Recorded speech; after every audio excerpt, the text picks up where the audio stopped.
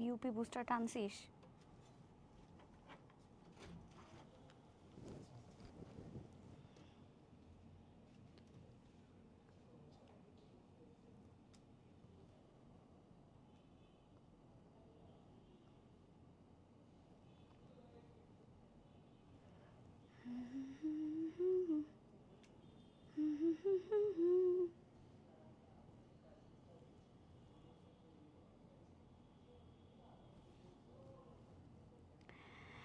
আসসালামু আলাইকুম সবাইকে, আমি ফাতিন ইশরাক মিম। সবাইকে স্বাগত জানাচ্ছি আমাদের আজকের লিজেন কিওর ইউনিভার্সিটি অ্যাডমিশন কোচিংয়ের ফেসবুক ফ্রি বাংলা লাইভ ক্লাসে। ইতোমধ্যেই তোমরা পিছনে থাম্বনেইলে দেখতে পাচ্ছ BOP previous year question solve ক্লাসের আজকের আমাদের বাংলা লাইভ ক্লাসটি অনুষ্ঠিত হতে যাচ্ছে।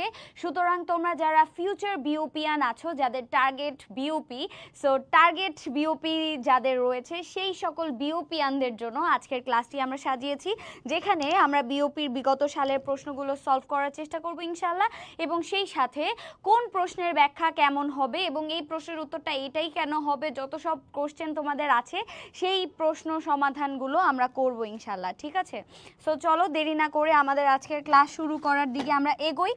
সেই সাথে আমরা একটু দেখি তোমরা আমাদের সাথে কারা কারা আজকে যুক্ত হয়ে গেছো ক্লাসে। যারা আমাদের ক্লাসে যুক্ত হচ্ছ, একটু সাউন্ড ঠিক আছে কিনা, আপুকে ঠিকমতো শুনতে পাচ্ছ কিনা কমেন্ট করে জানাই দাও। এবং আজকের ক্লাসটা সাজানো হয়েছে বিউপির প্রিভিয়াস ইয়ারের কোশ্চেন সলভ নিয়ে। সো আমরা বিউপিকে টার্গেট যারা করেছি, যারা হচ্ছে বিউপিতে পড়তে চাই, বিউপিতে পরীক্ষা দিতে চাই, সেকেন্ড টাইমার রয়েছি অথবা ফার্স্ট টাইমার রয়েছি, তাদের জন্য। তোমরা সবাই জানো যে বিউপি ভর্তি পরীক্ষা আমাদের সবার ফার্স্টে অনুষ্ঠিত হয় ভর্তি পরীক্ষাগুলোর মধ্যে। সো বিউপির প্রিপারেশনটা কেমন হবে এই ব্যাপারে আমরা অনেকেই কিন্তু অজ্ঞ থাকি না। হ্যাঁ, তো সো আমরা আসলে কোন জিনিসটা কিভাবে প্রিপারেশন নিব, কিভাবে পড়ব, বিউপি কোশ্চেন প্যাটার্নটা কেমন, সেটা আমাদের একদম ভর্তি প্রস্তুতির শুরু থেকেই দেখতে হবে, বিশ্লেষণ করতে হবে। কারণ বিউপি পরীক্ষাটা সবার আগে অনুষ্ঠিত হয় এবং খুবই স্ট্যান্ডার্ড টাইপের প্রশ্ন হয়। সো ভুগিচুগি মার্কা প্রশ্ন যেগুলো আমরা জাহাঙ্গীরনগরে দেখি, যেগুলো আমরা অন্যান্য বিশ্ববিদ্যালয়ে দেখি, সেই টাইপের একটু পিকুলিয়ার প্রশ্ন আসবে না, স্ট্যান্ডার্ড লেভেলের প্রশ্ন আসবে। সুতরাং তুমি যদি একটু ঢাকা ভার্সিটিকে ফোকাস করো বা তুমি একটু এইচএসসি প্রশ্নগুলো যদি একটু সিরিয়াসলি পড়ো, তোমার বেসিকটা যদি ভালো হয় এবং সেই সাথে তুমি যদি বিউপি বুস্টারকে সাথে রেখে আমাদের বিউপির যত প্রিভিয়াস ইয়ার কোশ্চেন আছে সেগুলো যদি বিউপি বুস্টার থেকে তুমি সলভ করো এবং সেই সাথে বিউপি বুস্টারে দেওয়া যে সকল সাজেশনস রয়েছে তোমাদের জন্য সেগুলো যদি সলভ করো, ইনশাআল্লাহ বিউপির প্রশ্ন কমন পেতে বাধ্য। হ্যাঁ, সো তোমরা কারা কারা আজকে আমাদের সাথে যুক্ত হচ্ছে একটু দেখি। বিউপি ড্রিম আপু, এক্স্যাক্টলি। আচ্ছা, ওয়ালাইকুম আসসালাম রিশা। ইনশাল্লাহ বিউপি ড্রিম, ওকে ইনশাল্লাহ বিউপি ইজ রিয়াল। হ্যাঁ, একটু পশ একটা ইউনিভার্সিটি, একটা পশ ভাইব দেয়। অল ক্লিয়ার, ধন্যবাদ দিনা, ঠিকমতো শোনা যাচ্ছে, ধন্যবাদ রিশা তোমাকে। ওকে, সো আমরা দেখতে পাচ্ছি তোমাদের সাথে অনেকেই যুক্ত হয়ে যাচ্ছে।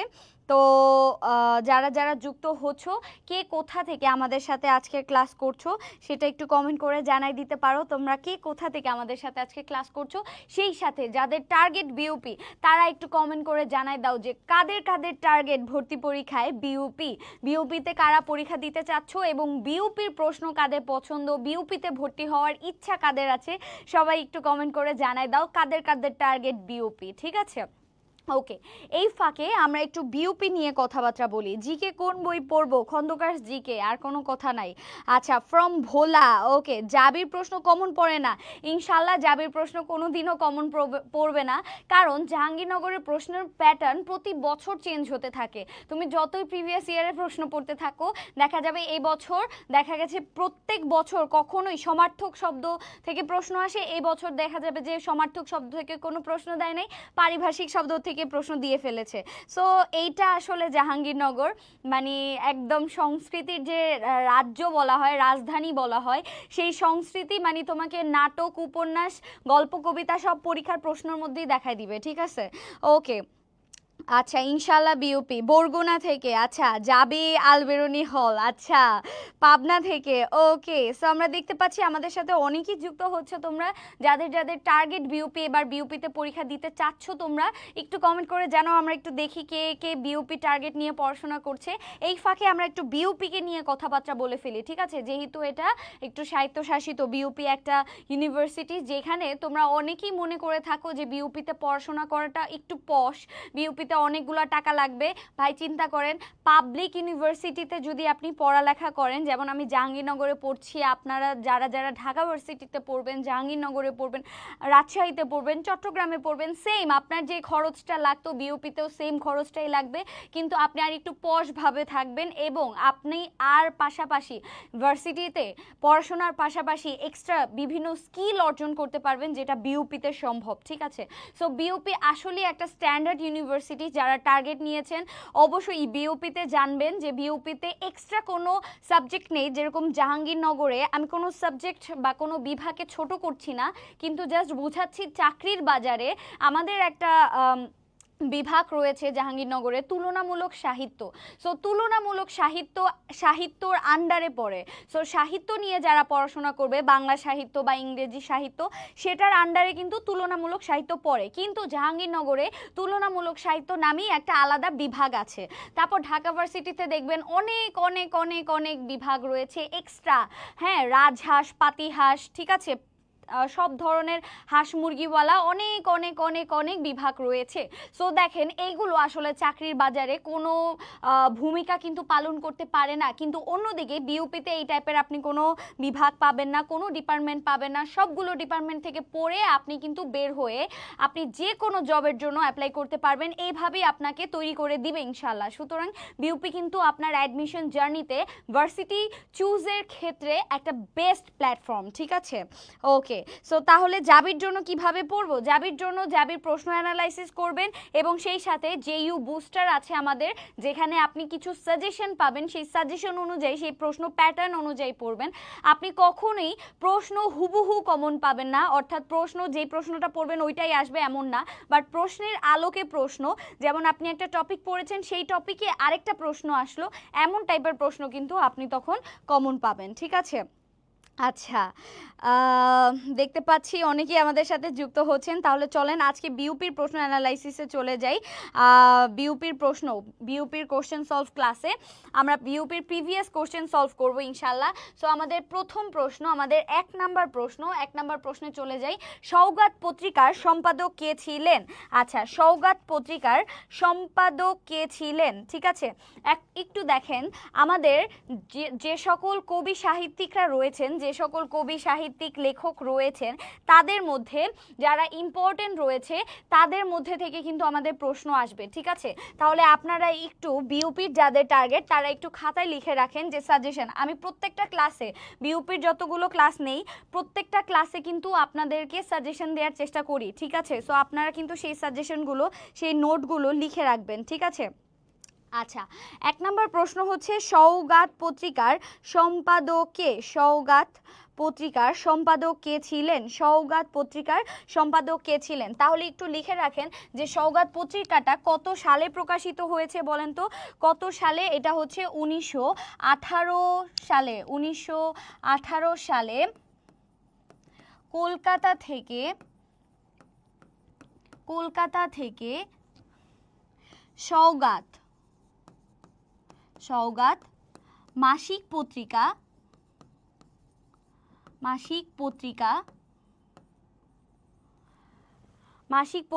প্রকাশিত হয় এবং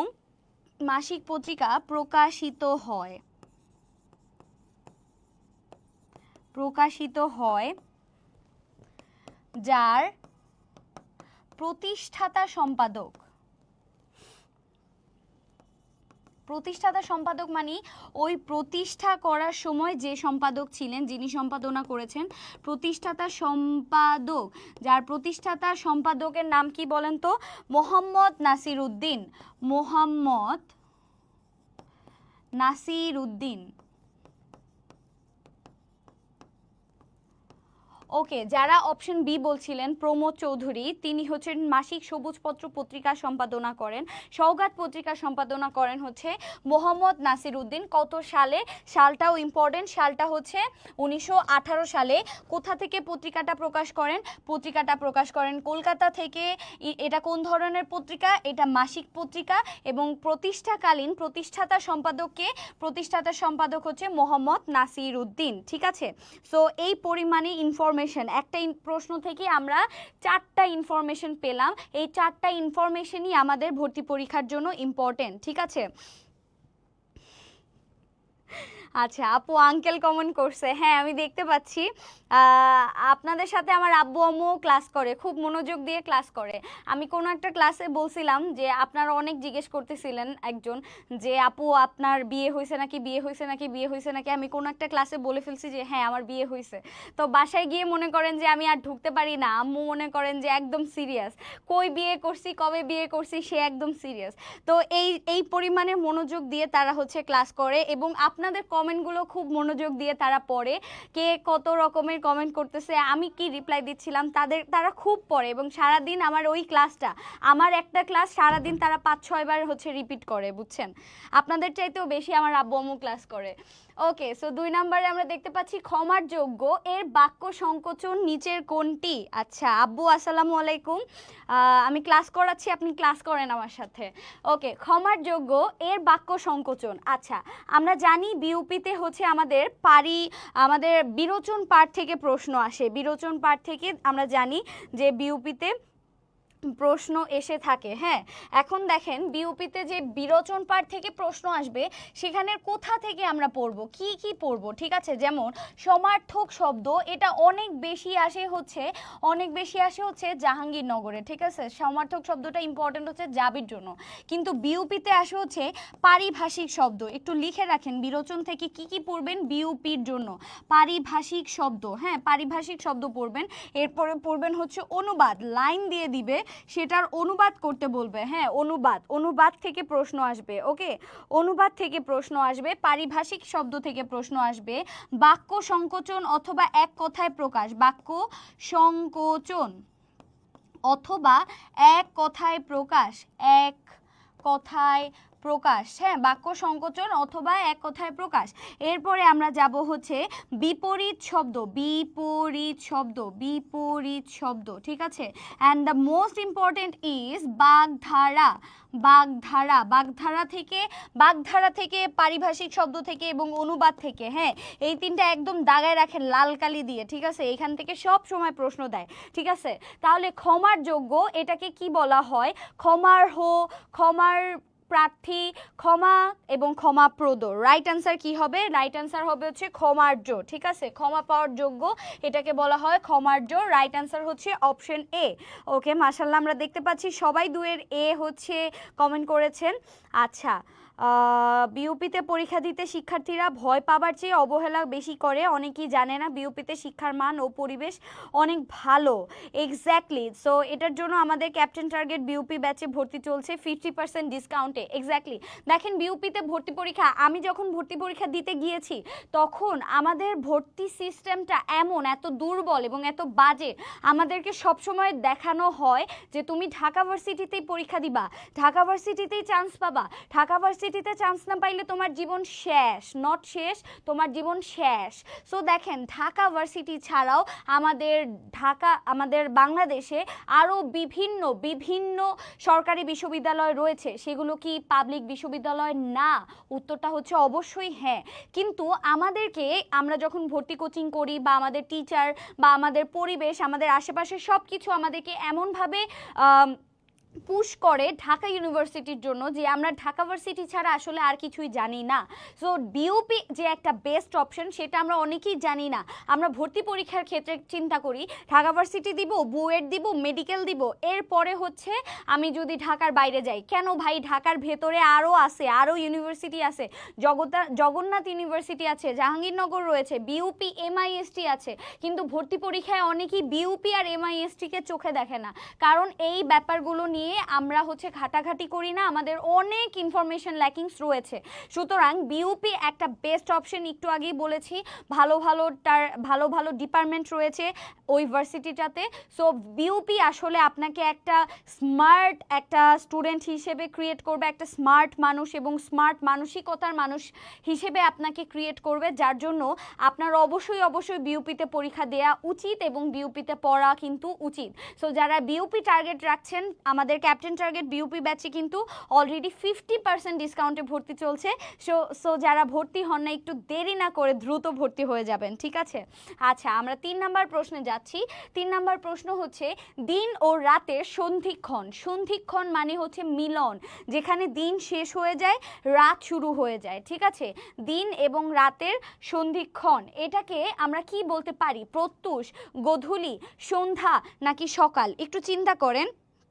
ফার্স্ট টাইমে ডিউ করে মারা খেয়ে এখন সেকেন্ড টাইমার। এক্স্যাক্টলি, আমরা সব সময় চিন্তা করি যে আমরা শুধু ঢাকা ভার্সিটিতে পরীক্ষা দিব। একটু চিন্তা করেন, যারা অ্যাডমিশন টাইমে পুরাটা টাইম ঢাকা ভার্সিটির প্রশ্ন প্যাটার্ন ট্রাই করে গেছে, ঢাকা ইউনিভার্সিটির আলোকে পড়ে গেছে, সে কখনোই চিটাগাং বা হচ্ছে রাজশাহী বা ধরেন জাহাঙ্গীরনগর সেই বই খাতাও ধরে নাই, বা সেই অনুযায়ী সে গাইডলাইনও পড়ে নাই, বা সেটার জন্য কোনো প্রিপারেশনই নেয় নাই, জিরো প্রিপারেশন। এখন একটু চিন্তা করেন, আপনি 200% এফোর্ট দিয়ে ঢাকা ইউনিভার্সিটিতে চান্স পান নাই, আর আপনি 0% এফোর্ট দিয়ে কি আপনি জাহাঙ্গীরনগরে চান্স পাবেন? উত্তর হচ্ছে না। আপনি 0% এফোর্ট দিয়ে কি চিটাগংয়ে চান্স পাবেন? উত্তর হচ্ছে না। আপনি 0% এফোর্ট দিয়ে আপনি কি গুচ্ছতে চান্স পাবেন? উত্তর হচ্ছে না। তার মানে অ্যাডমিশনে আমাকে শুধুমাত্র ভার্সিটি বেস করে প্রিপারেশন নিলে হবে না, অ্যাডমিশনে আমাকে একটা সামগ্রিক প্রিপারেশন নিতে হবে। সবার আগে আপনারা যেটা করবেন, যারা সেকেন্ড টাইমার রয়েছেন অ্যান্ড অলসো ফার্স্ট টাইমারদের জন্য এখনই বলে রাখছি যে আপনারা কিভাবে আপনাদের প্রস্তুতিটাকে গুছাবেন। আপনারা ফার্স্টে বিউপিতে চান্স পেতে হলে কি কি টপিক পড়তে হয় লিস্ট করবেন। ঢাকা ইউনিভার্সিটিতে চান্স পেতে হলে কোন টপিকগুলোকে বেশি গুরুত্ব দিব লিস্ট করবেন। এরপর চট্টগ্রাম, রাজশাহী, তারপর গুচ্ছ, যে কোনো বিশ্ববিদ্যালয় যা যা রয়েছে সবগুলোতে চান্স পেতে হলে কোন কোন টপিকগুলো ইম্পর্টেন্ট সেগুলো আলাদা আলাদা করে লিস্ট করবেন। যখন আপনার কাছে আলাদা লিস্ট হয়ে গেছে তখন সবগুলো একসাথে করে মার্চ করবেন। এরপরে যে মার্চ করা যে লিস্টটা রয়েছে, সেই লিস্টটা হচ্ছে আপনার প্রত্যেকটা ইউনিভার্সিটিতে চান্স পাওয়ার একটা লিস্ট। সুতরাং আপনি সেই লিস্ট অনুযায়ী পড়বেন এবং সেই লিস্টটাই হচ্ছে আপনার ভর্তি পরীক্ষার প্রস্তুতির সিলেবাস, ঠিক আছে? সো সেই লিস্ট অনুযায়ী যদি আপনি পড়ে থাকেন তাহলে শুধুমাত্র আপনাকে ভার্সিটি কেন চুজ করবে। আমি ভর্তি পরীক্ষায় ভীষণভাবে এই কথাটা বিশ্বাস করতাম। আমাকে অনেকেই জিজ্ঞেস করছে যে তুমি কোথায় চান্স পাবা, কোথায় চান্স পাবা। তখন আমি সবাইকে বলতাম যে ভার্সিটি আমাকে চুজ করবে না, আমি ভার্সিটিকে চুজ করব। এই জিনিসটা আপনারাও মাথায় রাখেন যে একটা বিশ্ববিদ্যালয় আপনি 1 ঘন্টা পরীক্ষা দিচ্ছেন বা 50 মিনিট পরীক্ষা দিচ্ছেন, সেই পরিপ্রেক্ষিতে একটা বিশ্ববিদ্যালয় আপনাকে চুজ করতেছে, এটা খুবই করুণ একটা পরিস্থিতি বা করুণ দশা। আপনি প্রত্যেকটা বিশ্ববিদ্যালয়ে চান্স পান, নিজেকে এমনভাবে প্রস্তুত করেন যে আপনি সবগুলো ইউনিভার্সিটিতে চান্স পাবেন এবং আপনি কোন ভার্সিটিতে পড়বেন সেটা ডিসাইড করবেন আপনি। আপনাকে কেউ চুজ করবে এটা হইতে দিবেন না, আপনি মানুষকে চুজ করবেন তাহলে, বা আপনি ভার্সিটিকে চুজ করবেন, তাহলেই হচ্ছে প্রকৃত জয়, ঠিক আছে? ভার্সিটির বদলে মানুষ বলে ফেলছি, হ্যাঁ, মানুষের ক্ষেত্রেও সেটাই প্রযোজ্য। হ্যাঁ, ওকে। সো আপু তুমিও কি সেকেন্ড টাইমার ছিলা? না, আমি সেকেন্ড টাইমার ছিলাম না, আমার পুরো টার্গেট ছিল ঢাকা ভার্সিটি, কিন্তু ঢাকা ভার্সিটি বাদে আলহামদুলিল্লাহ আমি সবগুলোতে চান্স পাইছি। বাকি যেগুলোতে পরীক্ষা দিছি, ঢাকা ভার্সিটিতে আমি পরীক্ষা দিয়ে একদম ভালো মতো প্রিপারেশন নিয়ে ঢাকা ভার্সিটিতে চান্স পাই নাই, কিন্তু জাহাঙ্গীরনগর ইউনিভার্সিটিতে আমি সেকেন্ড হয়েছি। আমি চট্টগ্রাম ইউনিভার্সিটিতে ফিফথ হই, রাজশাহী ইউনিভার্সিটির আইবিএতে ফিফথ হয়েছি, চট্টগ্রাম ইউনিভার্সিটিতেও চান্স পাইছি। সো দেখা যাচ্ছে সবগুলো ইউনিভার্সিটিতে আমি টপার হয়ে ঢাকা ইউনিভার্সিটিতে দেখা যাচ্ছে যে চান্স পাই নাই। কেন? কারণ ঢাকা ইউনিভার্সিটি টার্গেট নিয়ে পড়ছি, ঢাকা ইউনিভার্সিটি স্বপ্ন, ঢাকা ইউনিভার্সিটি সব কিছু। সো এইখানে এই দিক দিয়ে বিবেচনা করতে গেলে দেখা যায় যে আমি একই বছরে সেকেন্ড টাইমার, কারণ আমার ফার্স্ট টার্গেট ছিল ঢাকা ইউনিভার্সিটি, পরবর্তীতে দেখা যাচ্ছে যে সবগুলোতেই প্রিপারেশন নিয়ে সবগুলোতেই পরীক্ষা দিয়ে চান্স পাইছি। আচ্ছা, বিউপি জিকের জন্য কোন বইটা ভালো? আচ্ছা, অল ওভার তোমরা বিউপি বা যে কোনো ভার্সিটির জন্য তোমরা জিকের জন্য খন্দকার জিকে বইটা দেখবা, ইংলিশ ভার্সন রয়েছে, বাংলা ভার্সন দুইটাতেই রয়েছে। এবং এর পাশাপাশি তোমরা যদি বিউপিকে টার্গেট করো তাহলে অবশ্যই বিউপি বুস্টার তোমাদের সাথে থাকতে হবে, ঠিক আছে? আচ্ছা আপু, আমি বা আমার টিচার কখনো ভাবি নাই যে আমি সেকেন্ড টাইমার হব, এটা কোনো ব্যাপারই না। আমাদের বিভিন্ন টাইপের ভুল হইতে পারে, বিভিন্ন টাইপের ছোট ছোট ভুলের জন্য বা বুঝতে না পারার জন্য, আমাদের বিভিন্ন ল্যাকিংসের জন্য, বিভিন্ন ব্যর্থতার জন্য আমরা সেকেন্ড টাইমার হতেই পারি। বাট মেক শিওর যে তুমি যেন থার্ড টাইমার না হও, সেকেন্ড টাইমার এটাই লাস্ট টাইমার, ঠিক আছে? আচ্ছা, সো আমরা 3 নম্বরের প্রশ্নে যাচ্ছি। 3 নম্বর প্রশ্ন হচ্ছে দিন রাতের সন্ধিক্ষণকে কি বলে? দিন রাতের সন্ধিক্ষণকে বলা হয় গোধূলি। অপশন ডি হচ্ছে আমাদের রাইট অ্যান্সার। ওকে, আমরা 4 নাম্বার প্রশ্নে যাই। চর্যাপদের আদি কবির নাম কি? আচ্ছা, আজকে মনে হয় আমি একটু বেশি মোটিভেশন দিয়ে ফেলছি বা বেশি ইনফরমেশন, বেশি কথা বলে ফেলছি। তোমাদের যদি মনে হয় যে পড়ালেখার ক্ষতি হয়ে যাচ্ছে, পড়ালেখা বিষয়ক কথা শুনে যদি তোমরা মনে করো যে একটু বোর ফিল হচ্ছে, তাহলে আবার আমরা প্রশ্নে চলে যাই। হ্যাঁ, ওকে, আমরা 4 নম্বরে দেখতে পাচ্ছি চর্যাপদের আদি কবির নাম কি? আচ্ছা, এটার যে উচ্চারণ চর্যাপদ, অনেকে এটা উচ্চারণ করে হচ্ছে চর্যাপদ, কিন্তু এটার উচ্চারণটা হচ্ছে চর্যাপদ, ঠিক আছে? এটার উচ্চারণটা হচ্ছে চর্যাপদ। ওকে, চর্যাপদ, চয় ওকার উচ্চারণ করার সময় এটা চর্যাপদ হবে। চর্যাপদের আদি কবি, আচ্ছা চর্যাপদের প্রথম পদ মানে 1 নাম্বার পদ, পদ মানে হচ্ছে কবিতা। হ্যাঁ, 1 নম্বর পদটি লিখেছেন, 1 নম্বর পদটি লিখেছেন। চর্যাপদের 1 নম্বর পদটি কে লিখেছেন বলেন তো? 1 নম্বর পদটি লিখেছেন হচ্ছে লুই পা। চর্যাপদের 1 নাম্বার পদটা লিখেছেন লুই পা। ওকে, আচ্ছা 2 নাম্বার প্রশ্নে যাচ্ছি। 2 নাম্বার প্রশ্ন হচ্ছে চর্যাপদে বেশি, আচ্ছা সর্বাধিক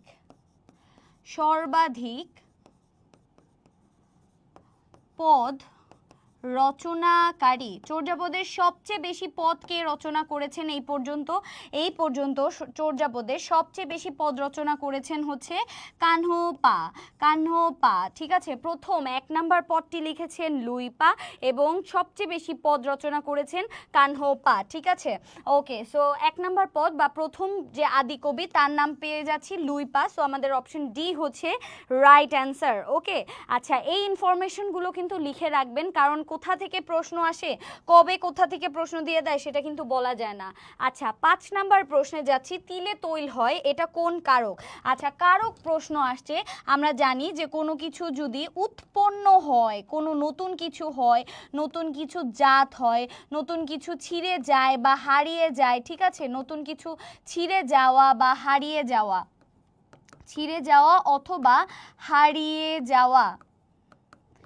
হারিয়ে যাওয়া বা মনে করেন কোথা থেকে গাছ থেকে ফলটা ছিঁড়ে পড়ে গেছে, হ্যাঁ, তাহলে কোথাও থেকে চ্যুত হওয়া, ঠিক আছে? চ্যুত হওয়া, এই সবগুলোকে কি বলা হয় বলেন তো? বা কোনো কিছু যদি আরম্ভ হয়, রবিবার পরীক্ষা আরম্ভ হবে, বা কোনো কিছু যদি গৃহীত হয় নতুন করে, বা কোনো কিছু মনে করেন দেখে আমি ভয় পাইলাম, এই সব কিছু কন্ডিশন ফিল আপ করবে কখন বলেন তো? যখন একমাত্র ওই কারকটার নাম হবে অপাদান কারক, ঠিক আছে?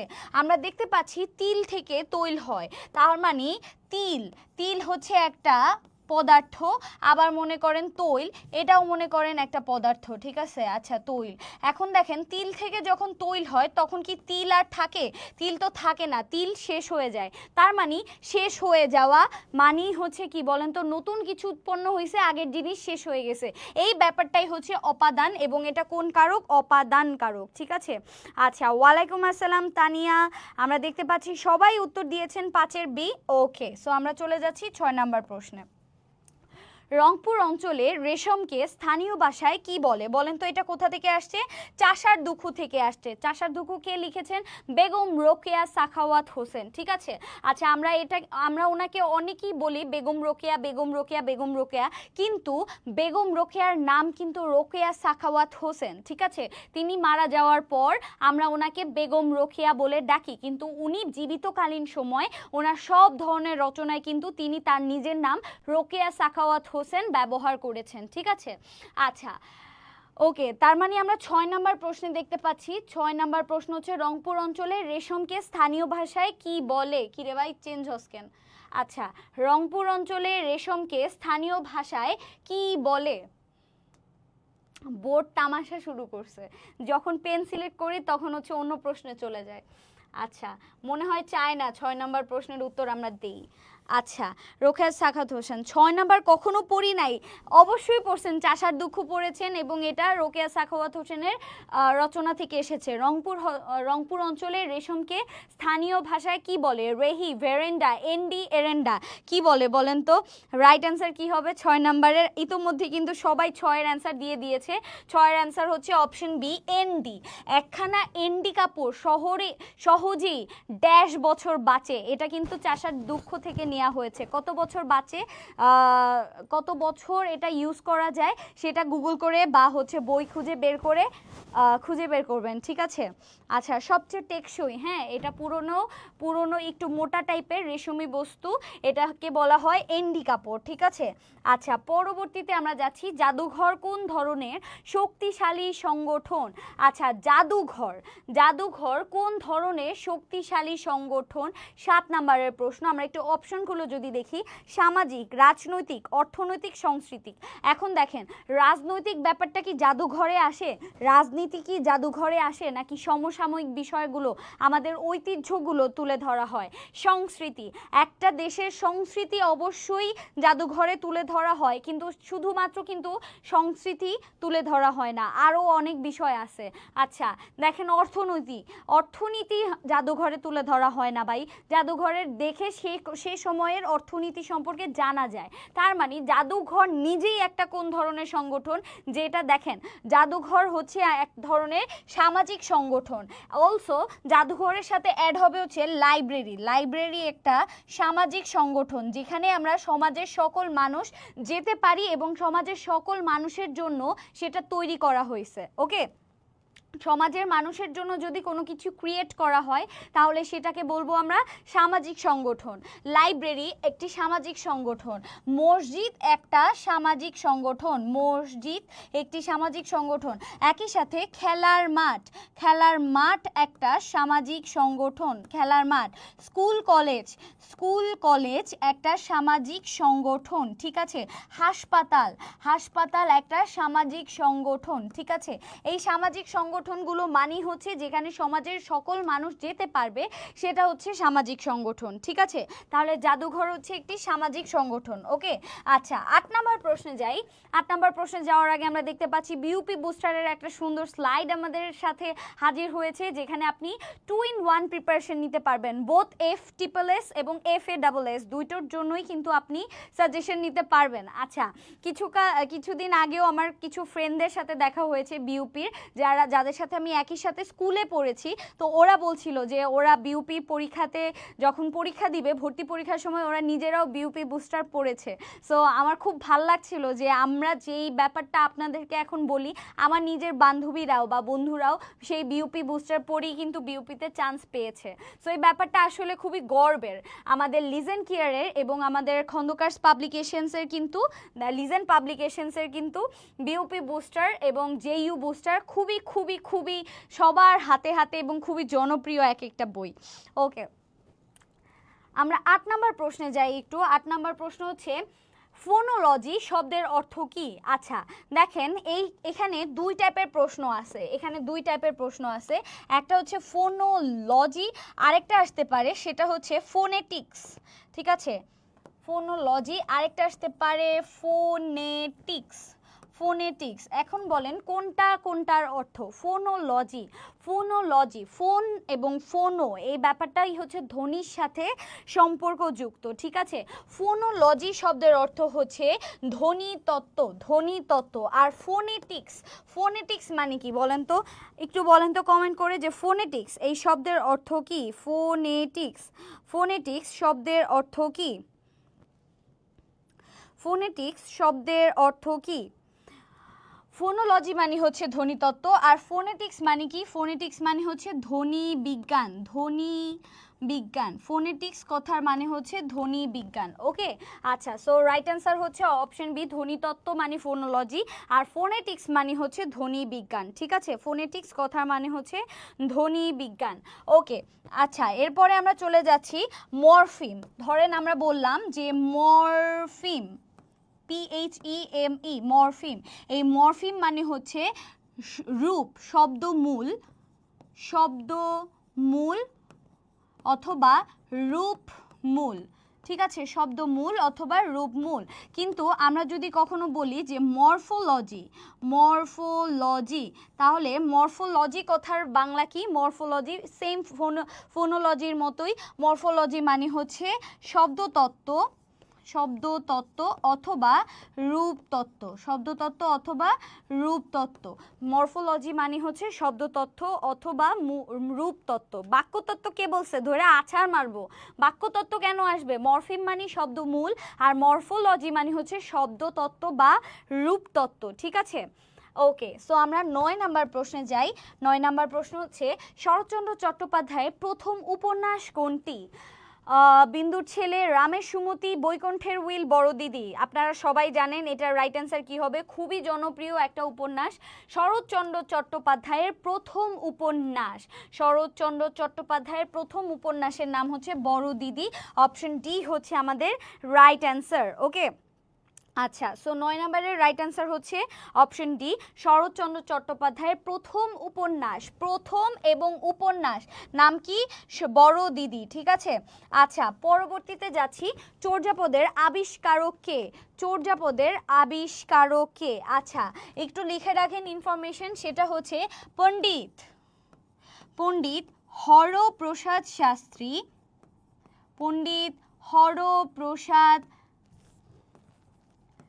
শাস্ত্রী 1907 সালে, 1907 সালে পণ্ডিত হরপ্রসাদ শাস্ত্রী 1907 সালে নেপালের রাজ দরবার থেকে, নেপালের রাজ দরবার থেকে চর্যাপদ আবিষ্কার করেন। চর্যাপদ আবিষ্কার করেন কত সালে? 1907 সালে। আচ্ছা, উনি কত সালে সেটা আবার প্রকাশিত করেন? পরবর্তীতে 1916 সালে তিনি তা প্রকাশিত করেন। মানে চর্যাপদটা আগেই ক্রিয়েট করা হয়েছিল, সেটা 1907 সালে তিনি আবিষ্কার করেন, তারপরে তিনি তার নিজের সম্পাদনায় তিনি আবার সেটাকে প্রকাশ করেন কত সালে?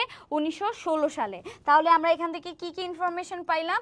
কে আবিষ্কার করেন? হরপ্রসাদ শাস্ত্রী। কত সালে আবিষ্কার করেন? 1907 সালে।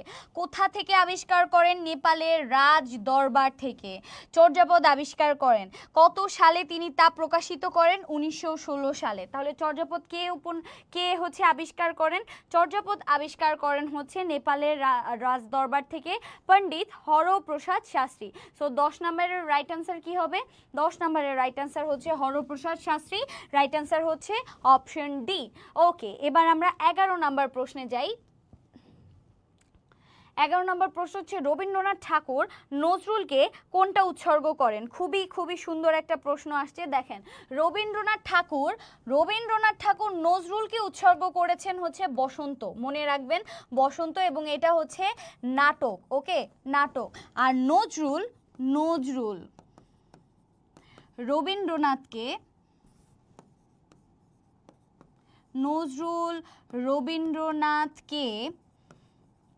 উৎসর্গ করেন, কি লিখতেছি, উৎসর্গ করেন কি বলেন তো? নজরুল রবীন্দ্রনাথকে কি উৎসর্গ করেন? নজরুল রবীন্দ্রনাথকে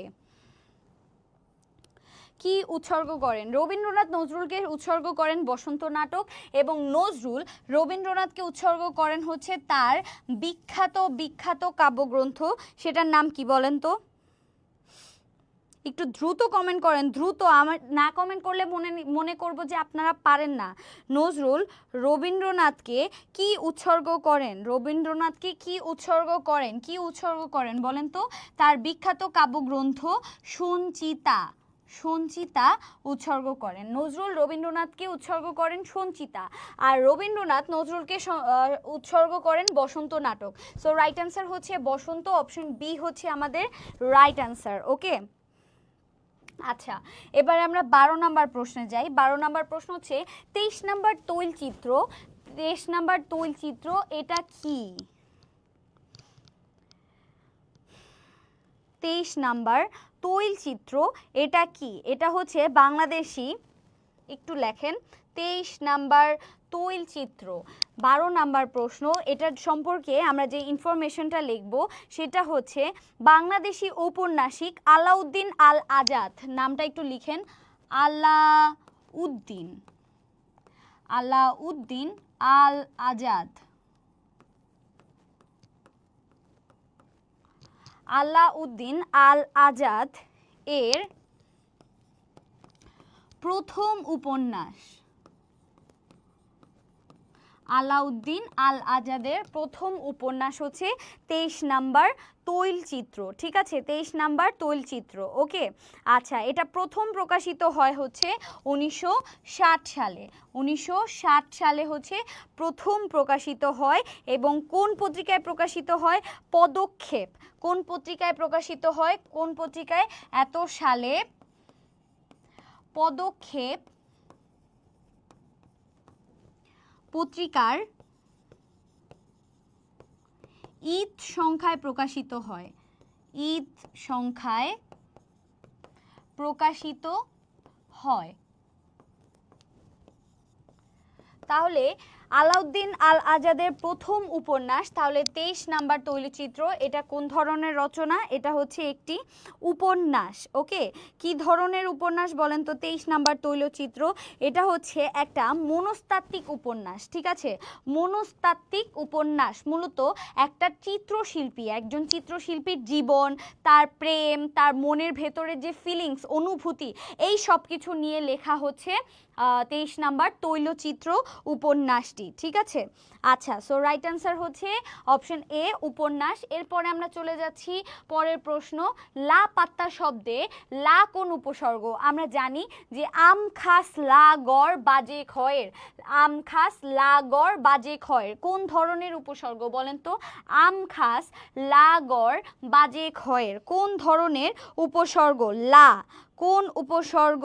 লা কোন ভাষার উপসর্গ বলেন তো? আম খাস লা গড় বাজে খয়ের এগুলো হচ্ছে আরবি উপসর্গ, কাজেই লা হচ্ছে আরবি উপসর্গ। ওকে, আচ্ছা পরের প্রশ্নে যাচ্ছি। বিড়াল রচনায় কোন যুদ্ধের ইঙ্গিত রয়েছে? দেখেন বিড়াল কিন্তু আমাদের সিলেবাসে নাই, কিন্তু আমাদের 9-10-এ রয়েছিল। সো বিড়াল থেকে কিন্তু প্রশ্ন আসছে। বিড়াল রচনায় কোন যুদ্ধের ইঙ্গিত রয়েছে? আপনারা পড়ে আসছেন বিড়াল রচনায়। বিড়াল কে রচনা করেছেন? বঙ্কিমচন্দ্র চট্টোপাধ্যায়। তো তিনি শয়ন ঘরে বসে তিনি কি করছিলেন? আফিম খাচ্ছিলেন। এবং তিনি কোন যুদ্ধ, কোন যুদ্ধ ঘুমের ঘোরে কল্পনা করছিলেন? মুক্তিযুদ্ধ, ইরাক যুদ্ধ, পাক ভারত যুদ্ধ নাকি ওয়াটারলু যুদ্ধ? বলেন তো রাইট অ্যান্সার কি হবে? বঙ্কিমচন্দ্র চট্টোপাধ্যায় কল্পনা করছিলেন তখন নেপোলিয়নের সাথে ওয়াটারলু যুদ্ধ। ঠিক আছে, নেপোলিয়নের সাথে ওয়াটারলু যুদ্ধ তিনি কল্পনা করছিলেন যখন তিনি ঘুমের ঘোরে ছিলেন বিড়াল রচনায়। তো এটার যুদ্ধর নাম কি হবে? ওয়াটারলু যুদ্ধ। ঠিক আছে, আচ্ছা পরের প্রশ্নে যাচ্ছি আমরা। 15 নাম্বার প্রশ্ন। আচ্ছা 15 নাম্বার প্রশ্ন হচ্ছে কোরিগেন্ডাম এর বাংলা পরিভাষা কি? শুদ্ধিপত্র, অনুরোধপত্র, পুনর্বিজ্ঞান, পুনর্বিন্যাস। রাইট অ্যান্সার কি হবে? কোরিগেন্ডাম এটার বাংলা পরিভাষা কি? 15 নাম্বার প্রশ্ন। 15 নাম্বার প্রশ্নের রাইট অ্যান্সার কি? 15 নাম্বার প্রশ্ন, ভেরি গুড মরিয়ম ইসলাম। আচ্ছা টার্গেট প্রথমেই বলেছে মরিয়ম, তার টার্গেট বিউপি। সো দেখতে পাচ্ছি মরিয়ম সবগুলোই সঠিক উত্তর দিচ্ছেন। 15 নাম্বার প্রশ্ন হচ্ছে কোরিগেন্ডাম এর বাংলা পরিভাষা হচ্ছে শুদ্ধিপত্র। রাইট অ্যান্সার হচ্ছে অপশন এ। 15 রাইট অ্যান্সার হচ্ছে অপশন এ। উত্তর তো পেয়েই গেলাম। হ্যাঁ প্রশ্ন দিচ্ছি এবং একই সাথে উত্তর দিচ্ছি। এক কথায় প্রকাশ করো আচ্ছা, এটা হচ্ছে পরের পরের লেখা হয়তো লেখা হয় নাই, আমাদের পরের লেখাটা আমি লিখে দিচ্ছি, দাঁড়াও। এক কথায় প্রকাশ করো যিনি, আচ্ছা যিনি পর্যন্ত দেয়া আছে, রাইট? আচ্ছা,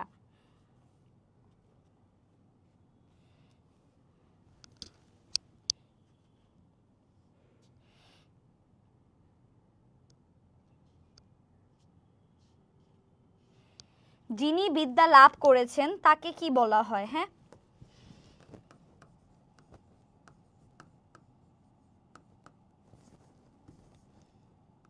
যিনি বিদ্যা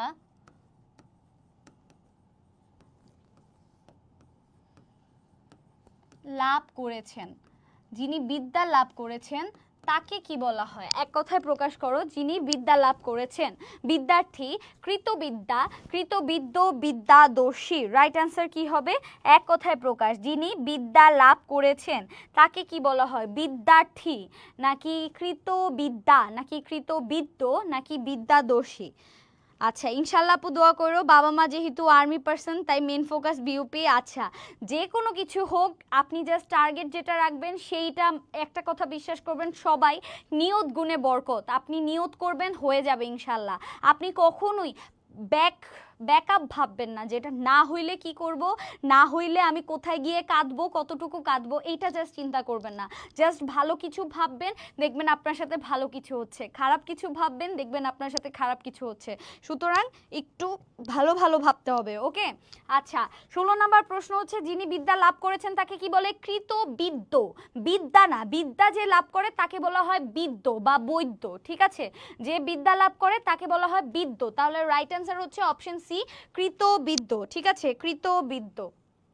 আচ্ছা, এরপর আমরা যাচ্ছি 17 নাম্বার। আজ বাংলাদেশ বনাম শ্রীলঙ্কার খেলা। আজ বাংলাদেশ বনাম শ্রীলঙ্কার খেলা। এখানে দেখেন তো এই বাক্যটিতে কোন ধরনের অনুসর্গ, কি করলাম আমি, এই বাক্যটিতে কোন ধরনের অনুসর্গের ব্যবহার রয়েছে?